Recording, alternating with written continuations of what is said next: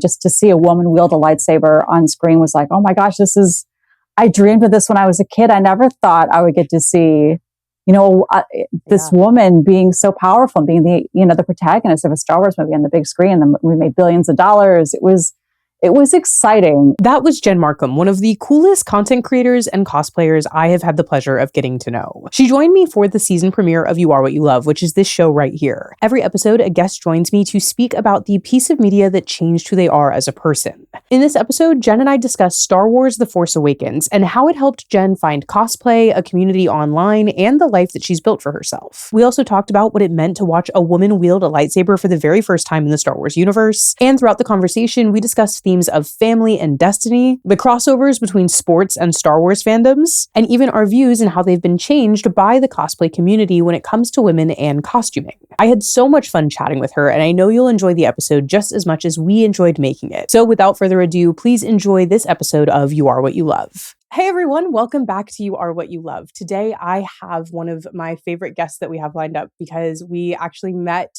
in LA at the TikTok Awards, and it ended up being like one of my favorite nights of talking about film in the back. So this is actually going to be so fun, I feel like. Jen Markham is an incredible cosplayer, a content creator. She has over 1 million subscribers on TikTok and YouTube, and she's worked with some of the coolest, not only film studios, but also sports teams in Buffalo, New York. So I am so excited to welcome you to the podcast, Jen.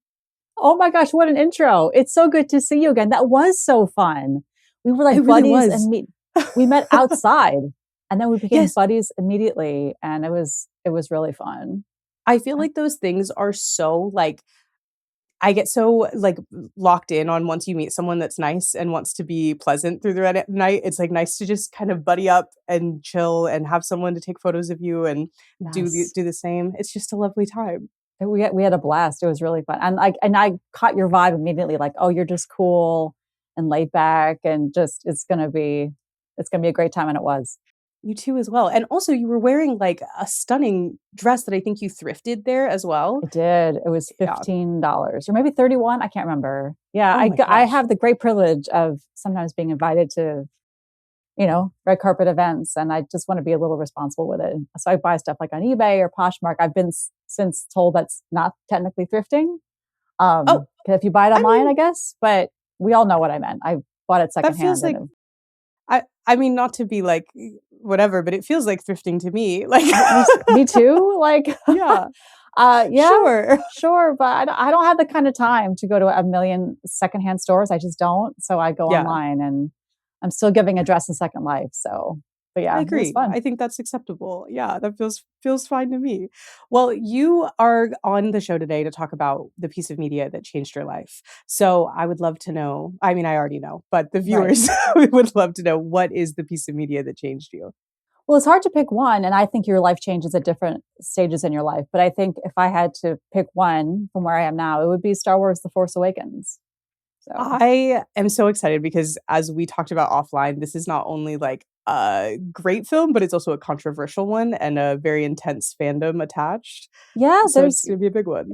It's hilarious to me how there's people that a segment of the fandom which loves the prequels now hates the sequels, and they don't remember because they were kids that there were adults who hated the prequels. But those prequel kids grow up, and guess what's going to happen? The sequel kids are also going to grow up, and then that's going to be the favorite thing. Like it's history repeating itself, and it's hilarious how a segment of the fandom doesn't understand that that's coming. So right, absolutely, that it's like a cycle of repeating itself, but also eating itself almost. Right, like kids will love what they love. People forget that these movies were made for everybody, but also kids.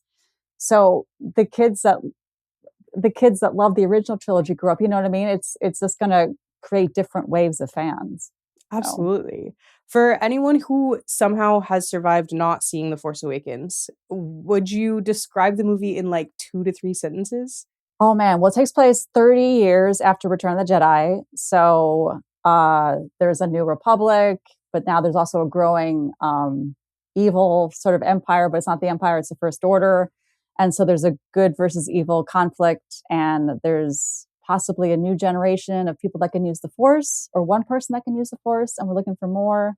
we're trying to get the original team back together. And I don't think that was a very great synopsis, but you know what I mean? Like, I feel like it was a good versus evil, and we're trying to get the gang together to battle back a growing we get evil. some like great throwbacks. We also get the sort of I love that it's so far after. It's a good chunk of time after the last sort of trilogy that we have. Star Wars in the order, I will be honest, which I know is gonna make people upset, but the first time I watched it, I was like, I don't understand why the episode numbers are like this. Which one comes first, and which order do I watch them in? So now you have, again, 30 years, like you said, after the last time we saw the Star Wars universe, and we bring in new heroes, new actors. And I have to be honest, I rewatched it because I always rewatch before we record, or watch for the first time if it's something that I haven't seen before. Rewatching, I was like, my God, everybody looks so young, because Oscar Isaac and Daisy Ridley turned into like such huge movie stars after this. It was 10 years ago. It was 11 years ago. Like, it's crazy. Well, in December, right? It came out in December. It'll be 11 years. I'm pretty sure it was a winter it's like 10 movie. and a half right now. It's wild. I know for me, like, we hadn't had a Star Wars film. There was the Clone Wars movie, and I saw that, and it wasn't for me. I just, at the time, I was like, oh, that's a little bit more like maybe how I think of Jedi Adventures. There's a cartoon now for kids. And so in between The Return of the Jedi and The Force Awakens, there were books that I devoured. I loved those, but there wasn't a Star Wars movie. So it wasn't like I forgot about Star Wars. I mean, it's been a part of my fandom a long time, but when this came out, it was like, oh yeah, I love Star Wars. And I had the original trilogy cast. It was a big, fun, exciting moment, you know? Yeah, I'm curious because I feel like Star Wars, for people who become fans of Star Wars, like you said, there's generations of it, and it also almost gets passed down. Like, your parents probably watched a different version of Star Wars, or whatever episodes, or in general, kind of like the collective yore. And for you, when The Force Awakens came out, were you sort of, obviously you watched the other Star Wars, you've already said this wasn't your first experience with sci-fi, but what about The Force Awakens was so different to you about bringing Star Wars back into your fandom? A couple things. First of all, the movie is great. It's heroic and it's triumphant. And that moment when the lightsaber flies into Rey's hand, like, our theater went crazy. Like, we all cheered. It was, and screaming. Yeah. It was a great moment in the theater. Having not someone that kind of missed the Clone Wars TV show when it first came out, I didn't have cable at the time, and so I was aware of Ahsoka Tano, but she wasn't a part of my DNA yet. So just to see a woman wield a lightsaber on screen was like, oh my gosh, I dreamed of this when I was a kid. I never thought I would get to see, this woman being so powerful and being the protagonist of a Star Wars movie on the big screen. And we made billions of dollars. It was exciting. It was funny. I found it very entertaining. I still find it entertaining. I thought it was, and what a big challenge for Disney / Lucasfilm to figure out a way to get people to, accept a new Star Wars and come to it. And they did a really good job, in my opinion. I think it's kind of a hard brief, and I thought it was great. Yeah, one of the things I was thinking about rewatching this was that the theatrical experience was so different back then than it is now. Yes. Because this is pre booked seats. This is pre Movie Pass. This is pre AMC Stubs. Movie Pass is already in between when this movie comes out and now. Movie Pass comes, goes, is replaced by AMC Stubs, A-List. There is such a different experience. Did you do a midnight showing? It was a midnight. I think they were doing what they still do now, where it's Thursday at 6 p.m. kind of thing. Sure. Yeah. I can't remember when that started. I know it was because of some tragedies, and I think we remember, I went with friends, and my husband at the time, my husband was traveling for business. So I went with friends. I wanted to see it opening night because I didn't want to be spoiled with anything that happened. And I wasn't. I remember we bought tickets in advance, but I don't think we had seats. So we still had to line up. I think they were doing it that way then, that you could buy tickets, but the seats weren't assigned. Right. So you still had to wait in line to make sure you got a good seat, and you were in the middle and the whole thing. So, and the theater was absolutely packed. I saw it at Lincoln Center, the AMC Lincoln Square, and it was absolutely packed. Not one seat available, it's been a second since we've all had that experience too, Yeah, I almost I'm happy to be able to arrive 30 minutes after the posted time and just catch the tail end of Nicole Kidman, but I actually really miss the like lineup fandom experience that we've just sort of Sure. lost. Yeah, it struck me watching the movie again because, like you said, this was a massive situation where we had a female protagonist of a Star Wars movie for the first time, bringing Star Wars back with Disney and Lucasfilm and trying to appease a fandom that has so much history and so many intense feelings about this. And it was able to not only make so much money, but bring people to the theater in a way that we sort of don't get to experience anymore. It feels like such a capsule in time. Yeah, the movie was really successful. I didn't even think to look up box office numbers because it didn't really Yeah, impact sure. what I'm going to talk about on this podcast. But it was a massive hit. I think it was the most successful of the three. It just made like just buckets of money. It was crazy. Yeah, literally. I don't think anybody didn't see those movies. Like I feel like it Right. was such a big moment. I'm curious, at the time, were you already cosplaying or was this a new thing? This was the thing, right? So Okay. I had learned to sew maybe like 5 years before. I'd always like just kind of been intrigued by costumes and stuff. So when I got married and I moved to New York City, I had a little time because I hadn't found a new job yet, and so I'm going to take a sewing class in the garment district, and so I've always wanted to do that, and so I learned to sew and I started making clothes for like my little nieces and nephews. I started making Halloween costumes every year for my husband and I to wear. And so then the following Halloween after The Force Awakens came out, so that would be October 2016, because The Force Awakens came out in December 2015. I wanted to be Rey from Star Wars, And so when I was researching, well, what goes in that costume? Like, what are her shoes again? What is she carrying? The whole thing. In that Googling is where I found these forums where people cosplay. And not only do they have fiction, they know exactly what store you can go to get the actual boots that she wore in the movie. Not like something that looks like it, the actual same ones. And I'm like, what? I had no idea you could do that, that there were people that were figuring all this out. And you could not only have something that looked like what was on screen, you could have the exact same thing. And something about that made me go hooked. And so I made the Halloween costume, and then I updated the Halloween costume with all the things. And I just discovered this world of wearing a Halloween costume all year long and not just in October. And that's a movie that kind of made me want to do that for Halloween. And then that's how I found cosplay. But Rey was the first one. Oh, I think one of the things we talk so much about in sort of like representation in film and media, and even in sports, like you and I prior to have talked about hockey, we've talked about the PWHL. A lot of times we talk about like representation of female characters for young girls specifically, about like what they can grow up to be or who they can be. But one of the conversations I feel like we don't talk about enough is how much it can change adult women's lives as well. Like, it's true. Like, I think we're always, and maybe it's just because it's a better narrative or a better collective sort of thing to latch onto. But I see it so much, specifically with the PWHL right now is coming to mind, but also listening to you talk about Rey be the character that kind of changes this for you is sometimes like seeing women do things right now changes the fact that you kind of recognize, oh, I can still do something new. Like I'm learning how to play hockey for the first time. I've talked about hockey forever. I've watched hockey forever, but I've never picked up a stick and played hockey. I figure skated when I was a kid because that's what girls did. But now I'm watching women perform. I mean, I'm watching women get on the ice and compete at the highest level.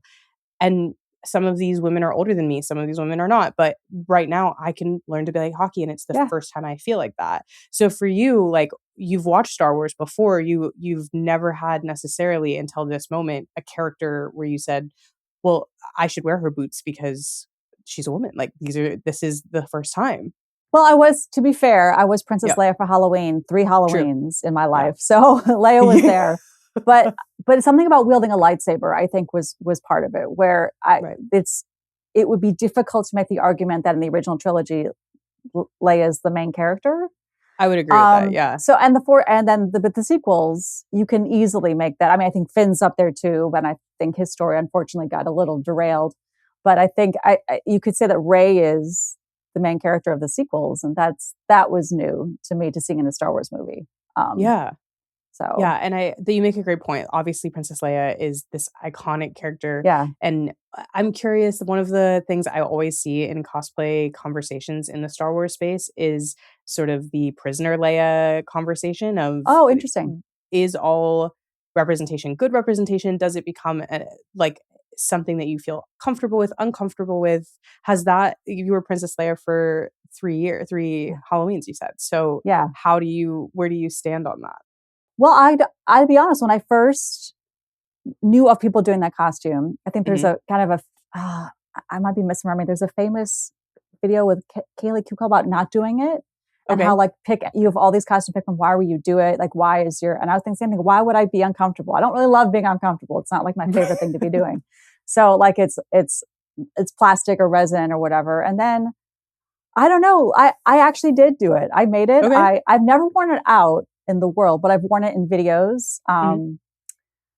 It's because I think, there's this thing about being someone that supports women and is a feminist, that like, we get to have all these choices.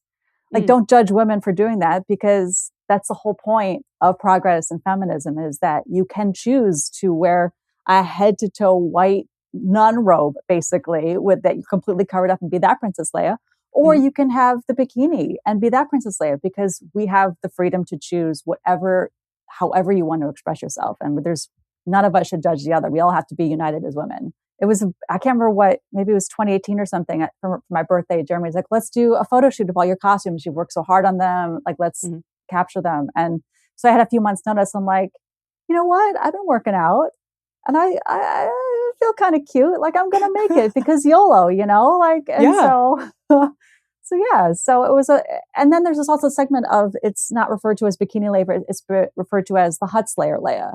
I'm not sure if you know that, but like it's the outfit she was wearing when she took down the galaxy's biggest criminal, Jabba the Hutt, and strangled him. That's what she was wearing, So there's a way to make it about that, power and freeing herself and taking down this warlord. So I think I'm glad I asked the question, because I feel like both of your points are really, really prominent here, which is, one, people who are choosing to make it a sexualized costume only are literally removing the context of what is happening in the movie when she's wearing that outfit. And two, you should be able to wear whatever you want and whatever version you want. So I feel like, it's a great take. Thanks. It took me a while to get there, because I was just like, why would you wear a bikini? And like, why are we doing that as women, blah, blah, blah. But, it's a long life and we all learn and grow. And I was like, when I heard more people talk about it, I'm like, oh, wow, that's a great point. That's right. And not only did I change my mind about it, but then I made it myself. So. Yeah. Oh, I love that. When we talk about The Force Awakens, we're talking about Rey wielding a lightsaber. And you talked about how that is obviously different, right? But I'm curious, kind of in the world of Star Wars, when you look at that idea of being a Jedi, wielding the Force, wielding a lightsaber, how that differs for you versus a character like Leia, who is very important to the story, but maybe isn't the most important or isn't driving the story forward in the same way. Oh, that's an interesting question. I think of all the characters, I think, once The Force Awakens got me back into Star Wars, I'd been in Star Wars as a kid and as a young adult, and then just kind of hadn't, paid attention to it aside from reading all the books that came out in between for a long time. I think while Rey is what got me back into it, I think it's been other characters since, like especially Jyn Erso, who is the lead character in Rogue One. That was the first movie, and still is the first movie, to have a woman that had top billing. Because I think it was still Mark, Carrie, and Harrison that were still the top billing for all three. Obviously not Carrie in the last one, but not only was Felicity's character, Jyn Erso, the main character, she also got top billing. She was paid the most. Like that, that has been more the character I'd made every single one of her costumes as well. And she's not magic. I mean, she's a little magic. There's like a little moment where she like has a crystal, but I have since been struggled with like who your parents are determine who you are.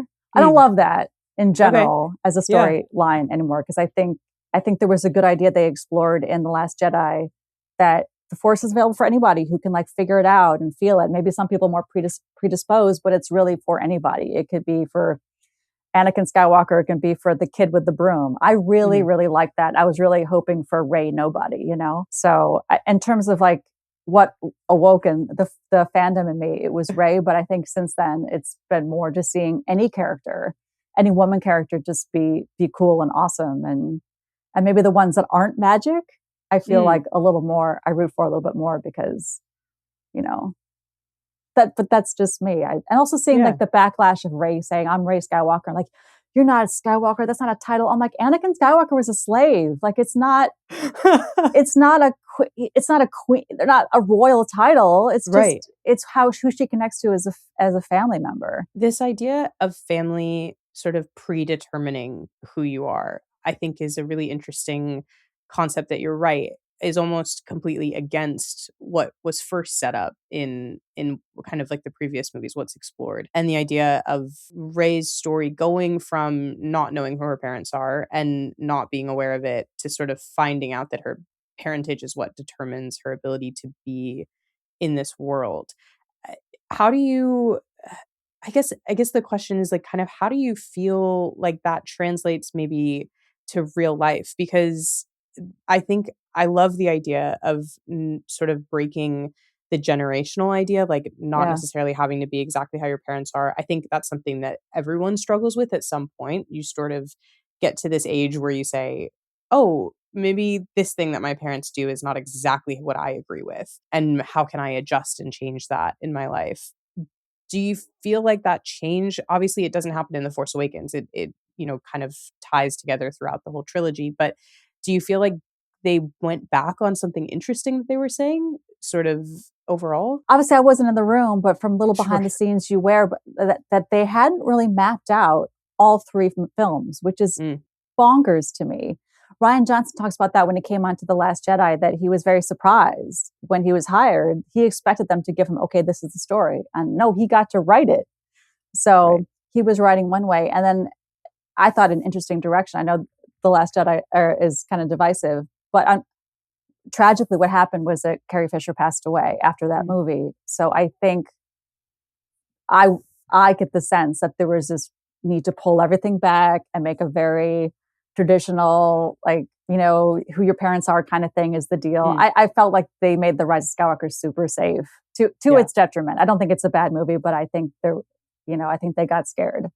I would have recast. I know this is my super hot take. I would have recast Leia. I think if you love Carrie and what she did with that role, you honor the role by getting Meryl Streep, who was already played Carrie Fisher in Postcards from the Edge. Like, you get her and you make Leia the main character of that movie and you crush it and do the story you wanted to do in the first place. Yeah, but that's so my fair. Star Wars hot take. And I get why. People are super precious with actors and roles and stuff. I get it.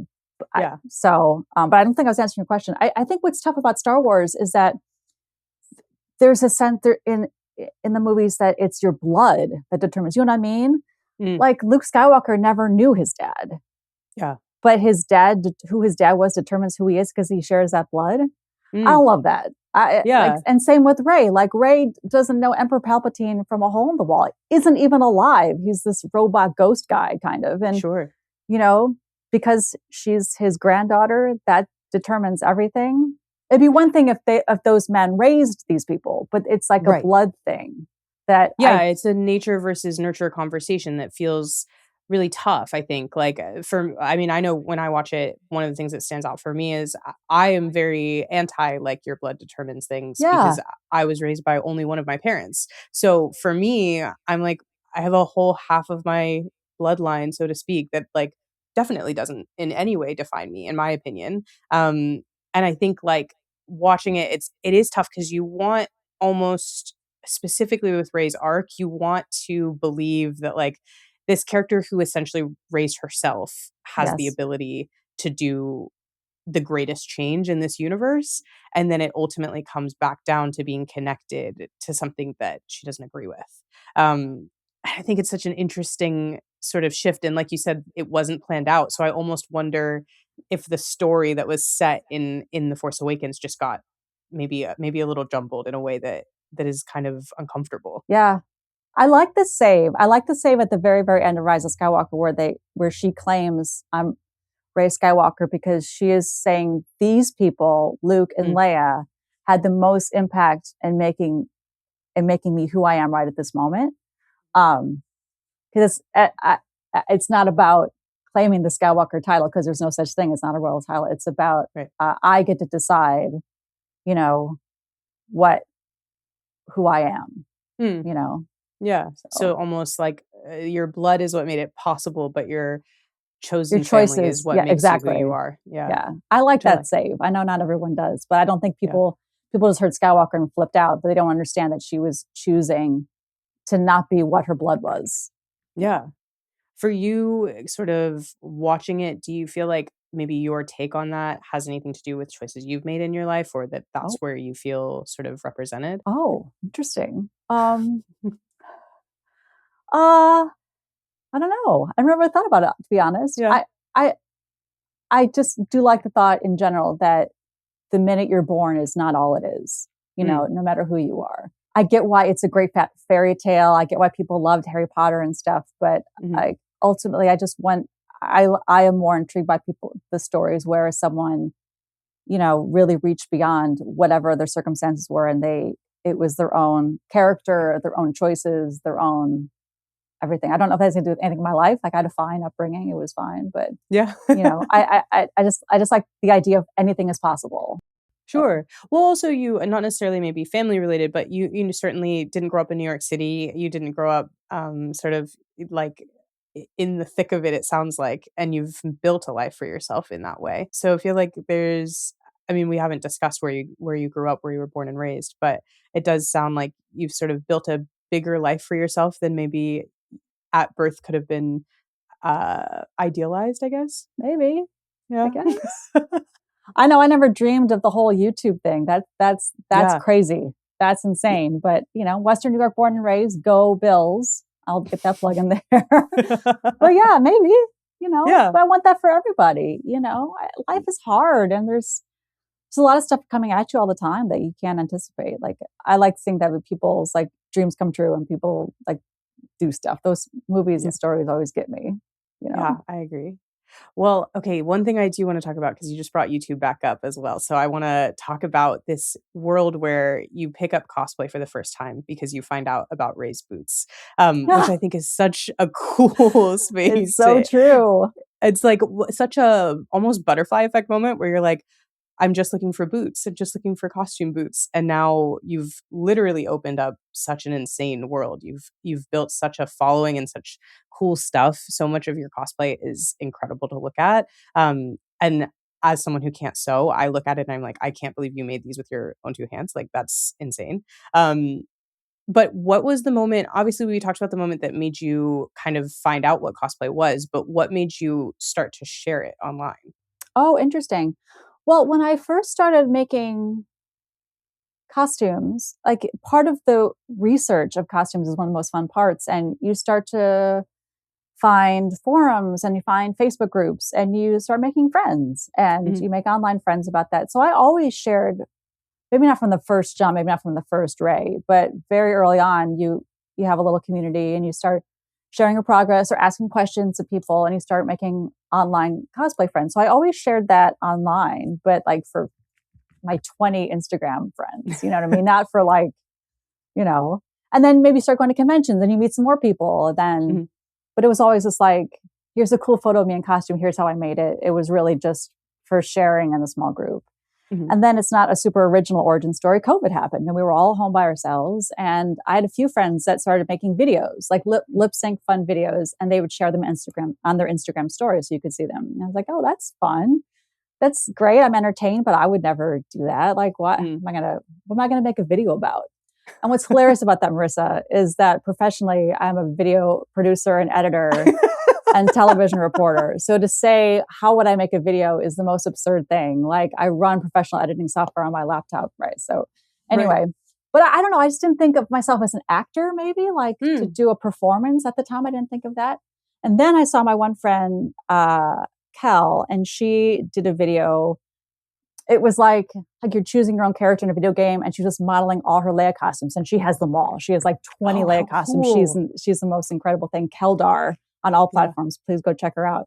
Yeah. And I'm like, oh, I can do that. I can make a video showing off my costumes and just doing a turn a The character little thing. turn. I know exactly what Yeah, you're talking about, the little video yeah. game one where When you're it's trying like, to pick yeah, your avatar when you're ready to start your game. So I yeah, made a couple of videos like that, and so I started doing lip syncs. Again, just for fun, just yeah. for like funsies with friends, that Instagram friends who are now TikTok friends. Like it was just for Mhm. funsies, and then A couple of them did kind of well. And in the early days of those, a TikTok following was extremely easy to grow. I don't know if it was bots or whatever. I have no idea. But then my friend Scott, who's the other key person in my origin story, says, Jen, and we used to work together. You're such a good writer. Why don't you write a skit? And I'm like, what? No, this is a lip sync platform. I'm not going to write anything.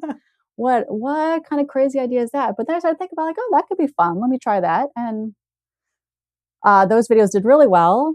And I got to meet you at the TikTok Awards 5 years later. So it kind of blew up. Yeah, right. It was kind of not, it took a couple people watching what they were doing and having someone suggest to me.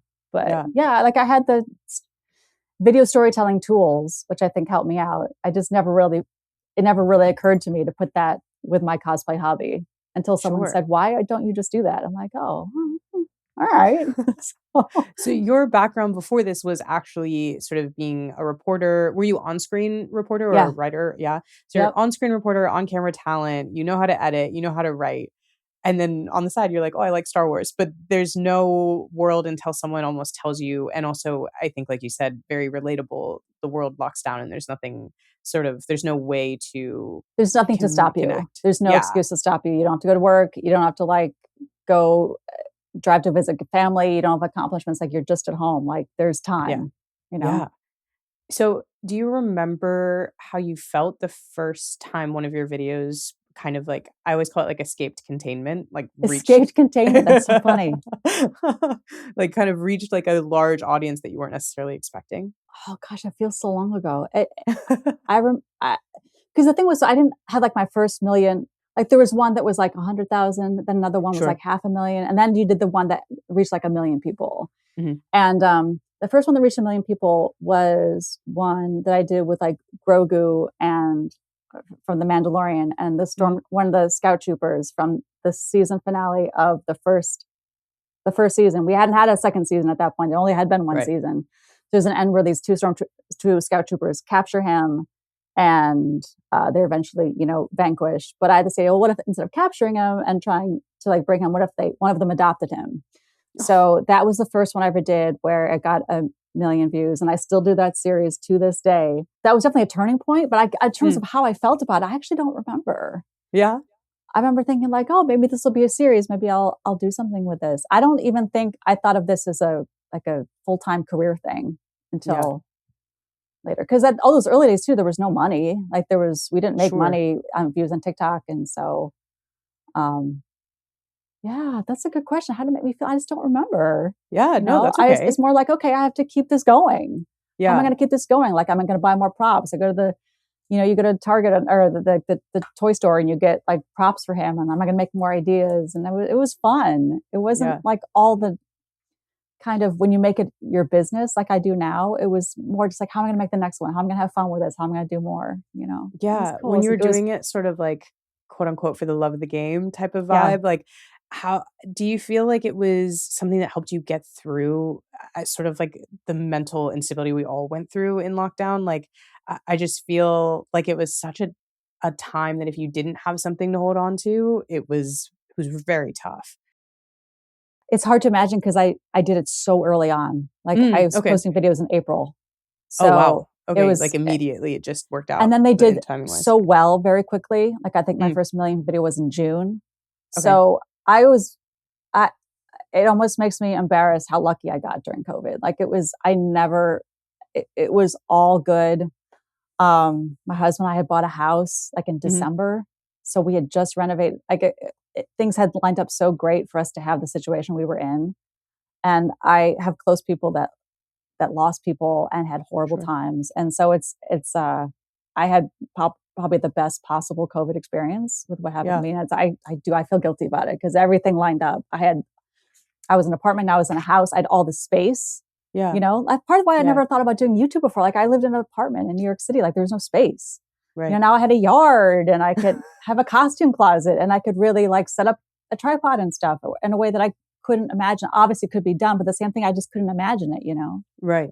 So I think as someone who wasn't making content during COVID, one of the cool things, not to say, oh, don't feel the way that you feel about it, but one of the cool things about watching so many people get so creative was that it gave you an outlet to consume something. So like I think your content is just so joyful and fun, Oh my and gosh, thank also you. like extends things that at the time wouldn't have been able to be done. So like they weren't filming a new Star Wars movie during COVID. The production was shut down. There was a lot of like lack of content in general. We were getting so much content that was about what we were experiencing once people were able to do it. I remember one of my like most frustrating things about TV at the time was as soon as people were able to film something again, they started writing COVID episodes.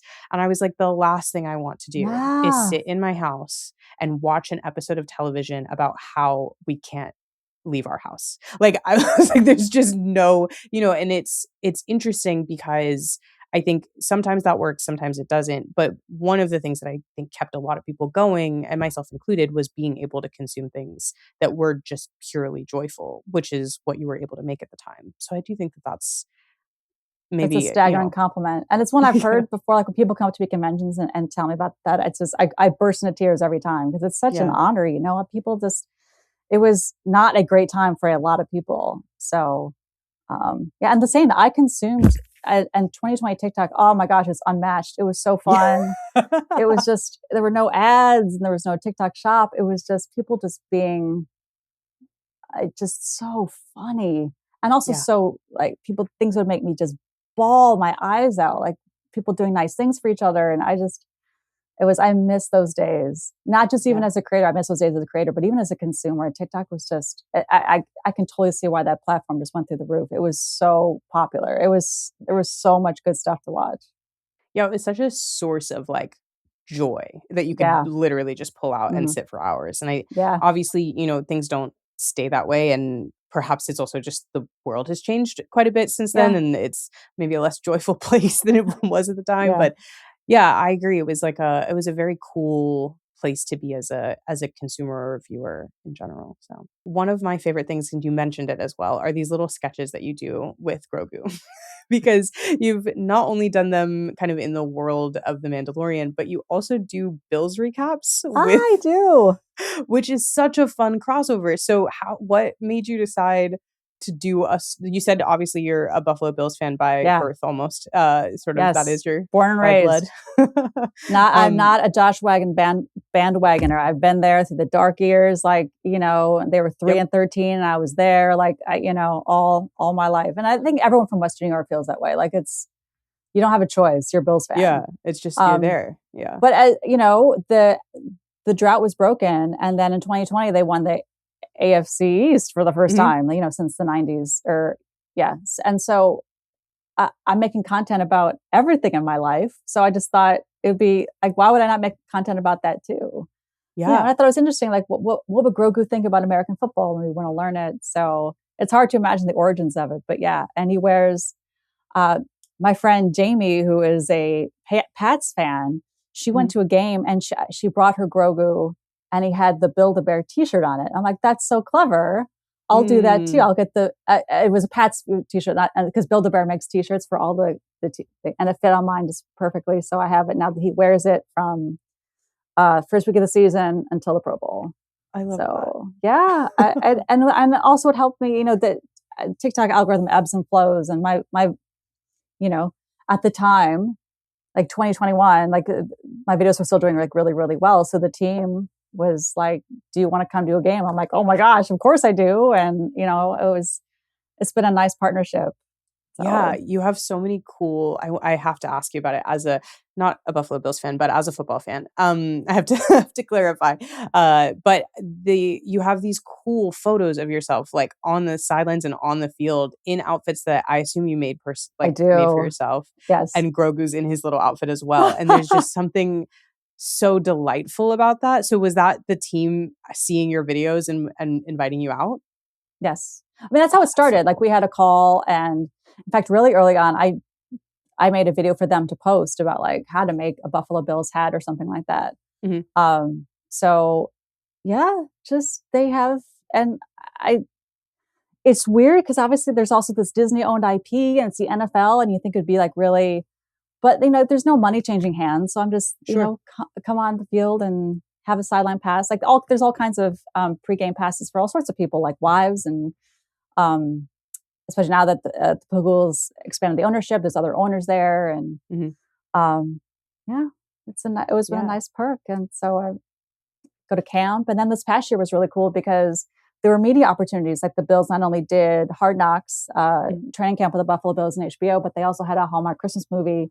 So then there were like kind of red carpety events, which you know, is something I was a little more familiar with as well. And I got to do those things. It's been great. It's been a great partnership. It's super humbling.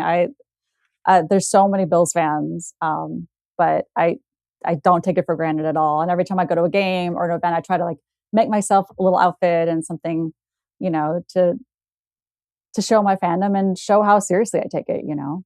Yeah. Yeah. I think one of the cool things, I always talk about how sports is like if you were a fangirl growing up, sports are like the perfect place for you, honestly. Like the idea of being an intense fan of any sport lines up exactly with the way that people talk about Star Wars, frankly. Like it's, you know, it's my way or the highway. I'm yelling at you. Like this is the team, this is the person. And there's something very delightful about watching you have both crossover in a way that like I think people tend to say it's one or the other. Like you're either a Star Wars nerd or you're a football fan or you're a jock or you know, it's this dichotomy of that excitement. And for you, you're blending being a woman in this space, being on camera talent, sewing, building something that like in general would be considered, you know, a very feminine activity with football, which people seem to think is not a very feminine activity from time to time. How do you kind of marry just across everything? I feel like you're marrying this really cool world where you've cosplayed stormtroopers, you've cosplayed characters that are not necessarily women. Like you're marrying femininity and feminism in this really interesting way in a space that is typically very male dominated. And I'm wondering how you approach that. How do I approach it? That's a great question. I think if I thought about it to that depth, it would probably freeze me. I think what I try to do in all things, no matter what kind of content I'm making, am I having fun doing it? Is it entertaining me? And because I kind of feel like if that's how this all started, like I made stuff that I had fun making and made me laugh and made me entertained, then I can't go wrong. And also because it comes through, and you know this too. Like if you don't make videos when you do sports about sports you don't like, right? Yeah, of course. Like you don't. I don't know what sports you don't like, but like let's say for example, you're not into lacrosse. You're just not your thing. You just don't like it. If you made a video about it, we would know. We would know immediately that it's not your passion. That you're just doing it because like you have a brand deal or something. I don't know. No, absolutely. That's kind of how I try. I don't think I always succeed. That's what I try to do when I'm approaching content. Like, is this something I'm genuinely passionate about? Because as I'm not really a professional actress, it comes across. And you'll see when I'm super excited about something. Like I got a PR box because the Bills changed their e-commerce suppliers. So they sent me all this Lululemon stuff. And I can see myself getting excited right now just thinking about that. You know what I mean? Yeah. So I don't know if I'm answering your question, but that's what I just try to do. Like if I'm passionate about it, you know, just go with what you're passionate about. So and I think I had a friend that said something to me about my content once that struck with me. It complimented me. It's like, you know, your Grogu and Trooper Mom skits aren't really about Star Wars. They're about family. And I'm like, oh. I'm like, yeah, kind of. You're right. I never really thought it's about like what little kids like and little kids getting in trouble and frustrated parents. Like that's really kind of what it's about. So I get comments sometimes like, oh, I've never seen a Star Wars movie in my life, but I watch your videos. So I think when things start to cross over, like when it comes into football, and even with football, I don't really talk about X's and O's a lot. Like I don't really get into like, you know, since we have a new coach, I've made one video about that because I'm still a little like concerned. And also, you know, like that's all my content's about. It's about expressing yourself as a fan and how come there isn't any great merchandise for women? And maybe I want to like make something, or how do I like put a patch on a shirt I already have? You know, it's about the fandom more. So I think that helps cross it over because that's what I get passionate about too. If I answer the question. No, I think the answer that you're giving, which is a great answer, and it's kind of similarly to how I feel, is that you're just sort of approaching content as though there's no reason why you shouldn't be doing it. I think there's like, I think that's the trouble is it's like you're doing something that you really love, that you're passionate about, and that sort of this is a space that you want to be in, so why should you not be in it? Versus people are consuming it and saying, oh, like how brave that you're willing to put yourself in this space that women really shouldn't be in. Like you're really taking up space. But it's like you're taking up space that you should take the space up, and there's no reason why you shouldn't. It's almost it's being put on after the content's already made. Like this is my channel, this is my space. Like Right. I'm going to make whatever I want to make about it. And same with you. Like you're going to make, I think what's hard is like maybe like when I feel like I'm changing subjects, but like if there's something that everyone's on the bandwagon about, and you're like, oh, I should make content about that too, but I don't really like it. Like it's when I've tried to do stuff like that, it comes off. It's bad. It's not. Right. It's not bad, but it's not like it's not the same. I know, I agree with you 100%. Like there was big sports moment that happened a couple weeks ago, months ago at this point, I don't know. But Bam Adebayo, who plays for the Miami Heat, had this huge 83-point game, which made him the second highest single point, scorer in the NBA in a single game, beat Kobe Bryant for his record. Crazy, wild. Everyone was talking about it.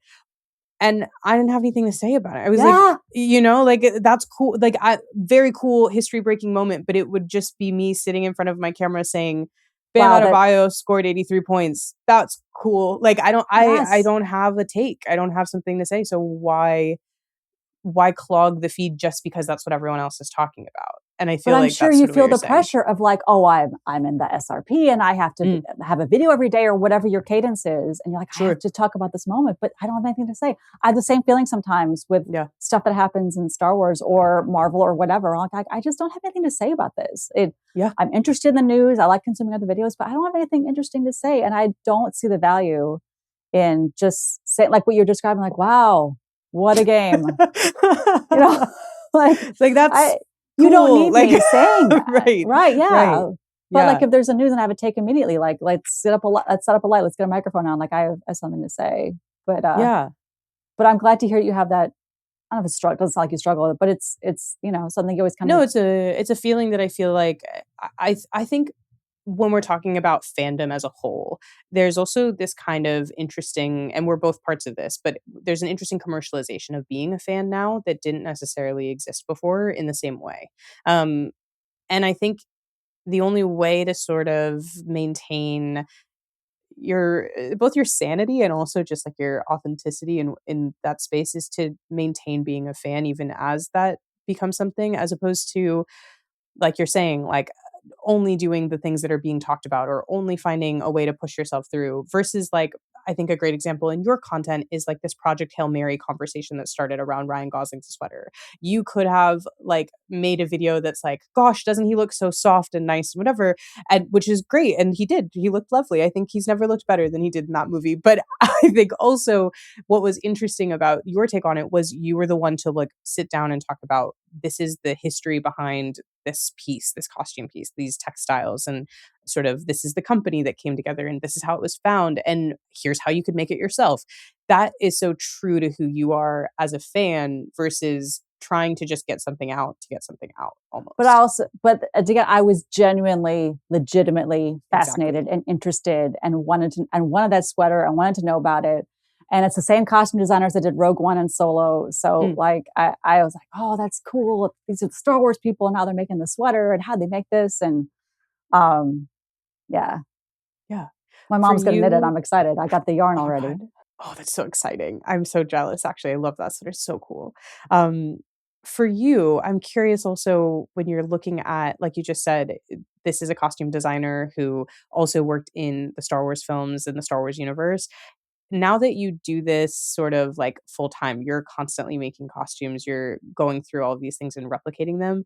Are you able to watch a movie without like kind of breaking down that yet? Oh, you still can enjoy it 100%. Yeah, I mean, it's because the nitty gritty getting into it is later. That's online. That's Googling, and when something's on display at a movie theater, that's that. But more when you go to a movie and you see something great, it's just like, I like that one. Just kind of hits you like a good example lately is Gilded Age, which I caught up with very late. But like Bertha's looks, man, like I've never done any historical costuming, but some of her dresses are so cool, but that's after I already enjoyed the show, Yeah. But no, I think more of it's later, like, oh, was that on display somewhere? And is there an interview with a cosplay designer talking about it? So that's at least how I operate. It's more like, Yeah. oh, cool. I'll have to Google that later kind of thing. Yeah, absolutely. I think sometimes you can get like I went to film school and I can find myself getting like locked in on the craft every once in a while, Sure. but I feel like a good movie keeps me from doing that on the first watch. Like a really great movie is the type of movie where I'm not thinking about anything other than experiencing it. And generally I can find if I find myself being like, "Oh, I like that camera angle," it's because the story is not Right. holding me. It's that, Yes. you know? Yeah. So I feel like that's the big difference. To go back to Star Wars and The Force Awakens a little bit, I'm wondering how you felt experiencing the online community. You go in, you watch this movie that you loved. You love seeing Rey, you love seeing this experience, and then you walk out of the theater and you go online.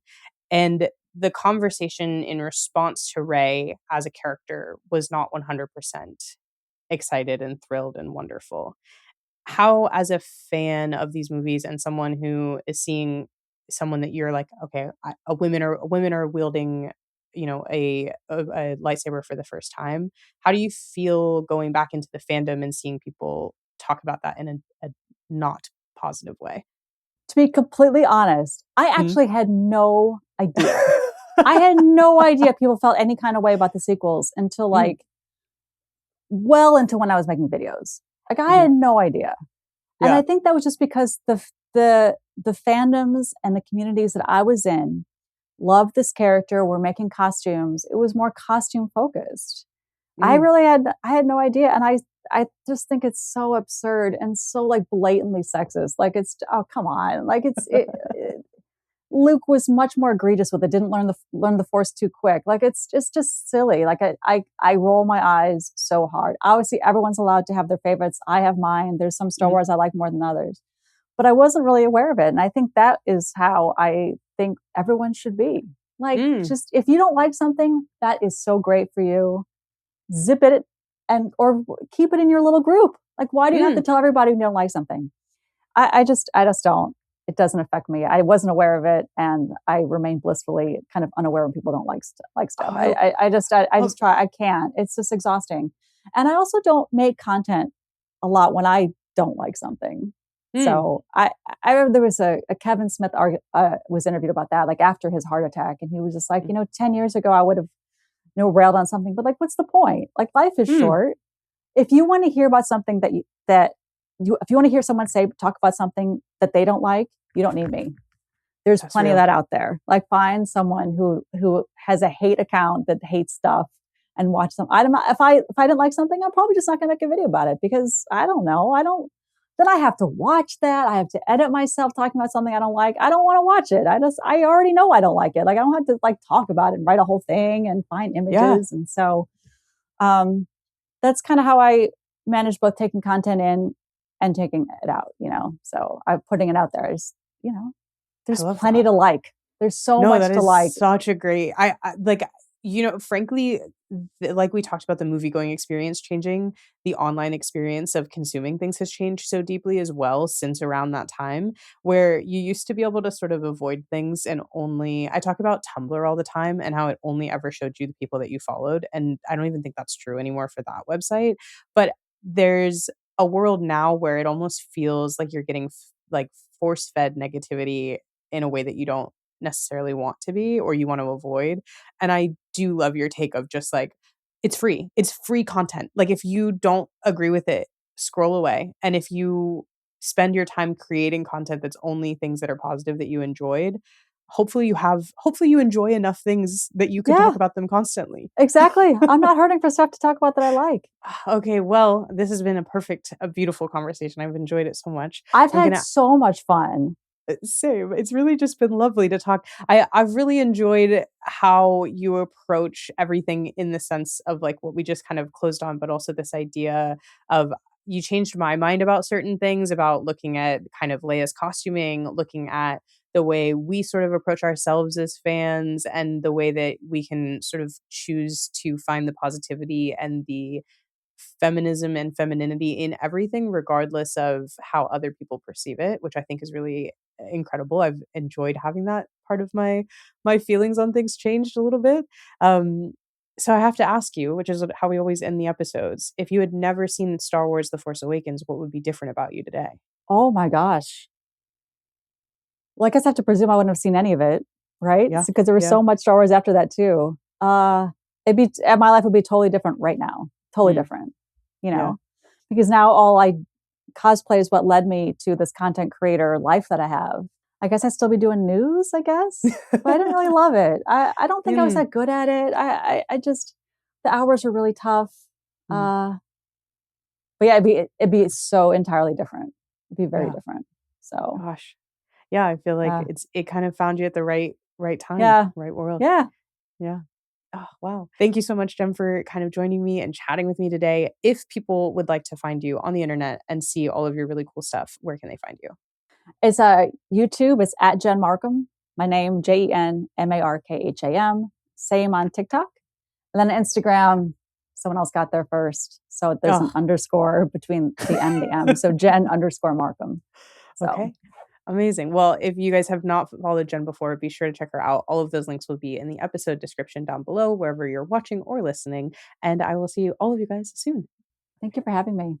Of course. Thank you so much for tuning into this week's episode of You Are What You Love. I would love to know what part of the episode stuck out to you the most, and if you see yourself in Star Wars The Force Awakens or any of the things Jen and I discussed today. Next week's episode will be about Heated Rivalry. Now, if you have not been following the YouTube series that I've been doing about Heated Rivalry and the way that the sports aspect of it affects their relationship, that is some great viewing for in between this episode and next week's. I'll be joined for that episode by Erin Cholakian, a comedian who I met because I was on the lineup for her Heated Rivalry themed stand-up show. We talk about the TV show's huge impact on us both, as well as the books, and we explore how seeing ourselves in Shane and Ilya has helped us understand ourselves as well as the people around us a little bit more. That episode will come out next Wednesday, so be sure to subscribe and follow along on all social media platforms, which you can find the links for in the episode description down below so that you don't miss it. Until next week, I have been your host, Marissa Tandon, and I hope you are enjoying what you love.